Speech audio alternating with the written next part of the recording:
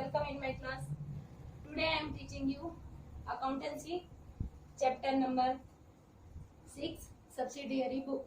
Okay, last we have completed our theoretical part about this topic. Okay, now today I am starting your first topic regarding goods. Okay, goods के regarding जितने भी books हैं subsidiary book वो हम start करेंगे. First one is simple purchase book. Okay, तो simple purchase book it means उसमें simple purchase जो भी हम करेंगे but only credit purchase. Okay, only credit purchase for good, not for asset, not for cash purchase.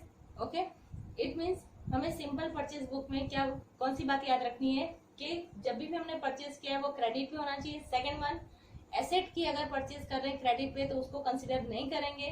Okay, then अगर goods हम cash में purchase कर रहे हैं फिर भी उसको कंसिडर नहीं करेंगे. नॉन इकोनॉमिकल ट्रांजेक्शन होगा उसको भी कंसिडर नहीं करेंगे. कैश ट्रांजेक्शन को भी कंसिडर नहीं करेंगे. ओके, यानी जो भी credit but regarding of goods, goods के रिगार्डिंग जो भी क्रेडिट ट्रांजेक्शन है उसी को हम कंसिडर करेंगे और उसी को नोट डाउन करेंगे अपने परचेज बुक में. Okay, now see one example about this method, simple purchase book.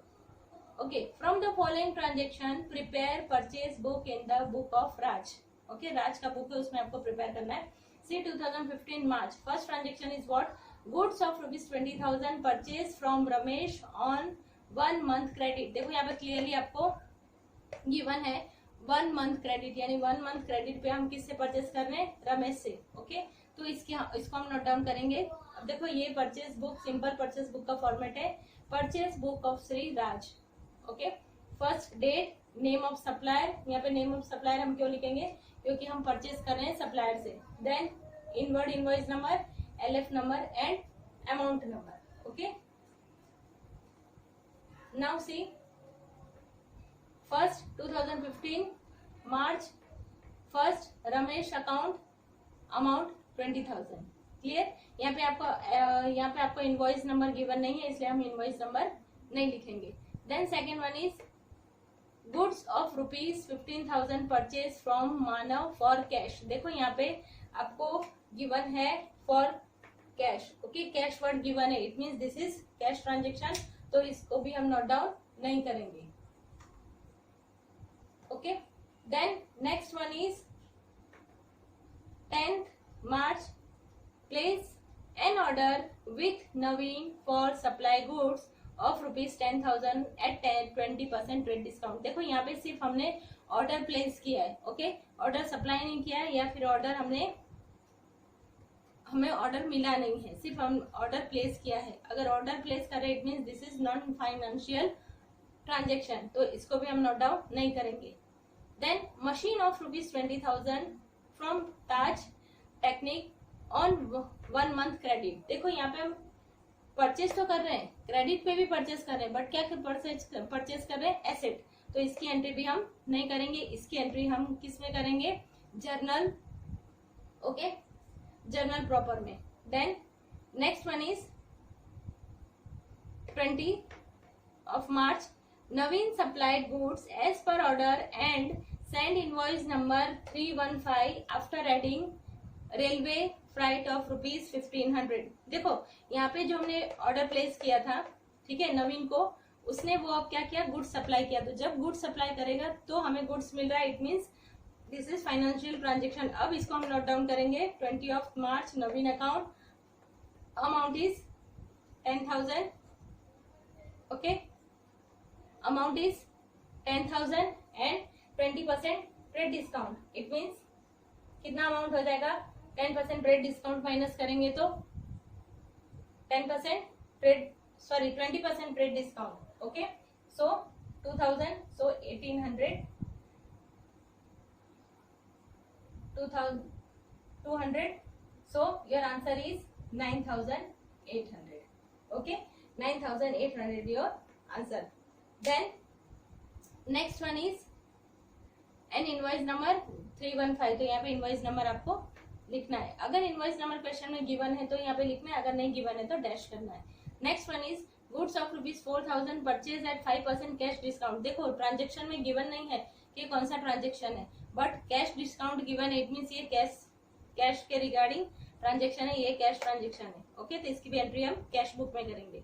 Next one is 25th of March, goods of ₹15,000 purchased from Mohit, 10% rate discount and paid half of the amount immediately by check। देखो इसमें हमने 15,000 का amount purchase किया है credit पे, but उसका जो half amount है वो हम पे कर रहे हैं चेक से। चेक इट मीन्स कैश हम कंसीडर करते हैं, लेकिन अकॉर्डिंग टू परचेज बुक, इस सब्सिडियरी बुक के रूल के अकॉर्डिंग जब भी आपको हाफ अमाउंट वाला ट्रांजेक्शन गिवन है तो उस ट्रांजेक्शन को पूरा हम कंसीडर करेंगे क्रेडिट ट्रांजेक्शन।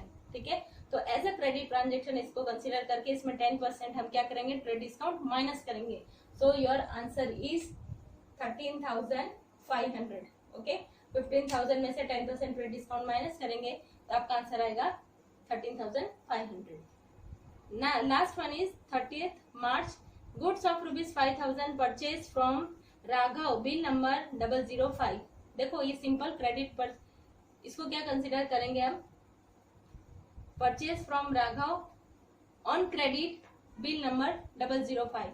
देखो ऑन क्रेडिट लिखा है तो उसे हम कंसिडर करेंगे, अगर ऑन क्रेडिट नहीं लिखा होगा, ठीक है, तो हम इसको क्या कंसिडर करेंगे, कैश ट्रांजेक्शन। या ऑन क्रेडिट लिखा है इसलिए Raghav account 500, so total amount is 44,000। अब देखो ये आपने जो क्रेडिट परचेज था उसकी एंट्री आपने यहाँ पे कर दी, बट जो क्रेडिट ट्रांजेक्शन नहीं है, इट मीन जो गुड्स के रिगार्डिंग नहीं है या फिर जिसकी एंट्री हमने नहीं की उसका क्या, तो उसका हमें एक नोट लिस्ट तैयार करना है। ठीक है, ये भी आपको शो करना है एग्जाम में। अगर आप ये शो नहीं करोगे तो आपका एग्जाम में मार्क्स कट जाएगा। तो नोट फर्स्ट इसको क्या नंबर देना है, टोटल क्रेडिट परचेज 44,000। ठीक है, जितना भी आपका टोटल आ रहा है परचेज बुक का वो टोटल यहाँ पे आप शो करो। Second one is following transaction will not be recorded in purchase book. देखो फॉलोइंग ट्रांजेक्शन हमने परचेज बुक में कंसीडर नहीं किया, क्यों, रीजन और डेट के साथ आपको यहाँ पे मेंशन करना है।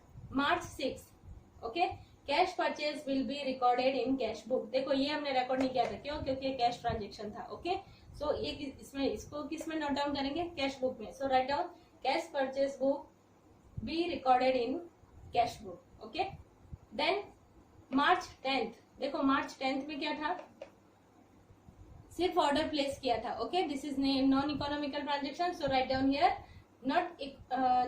Non economical transaction will not be recorded. Non economical transaction हम नोट डाउन नहीं करते। ओके, इसलिए हमने नोट डाउन यहाँ पे नहीं किया है।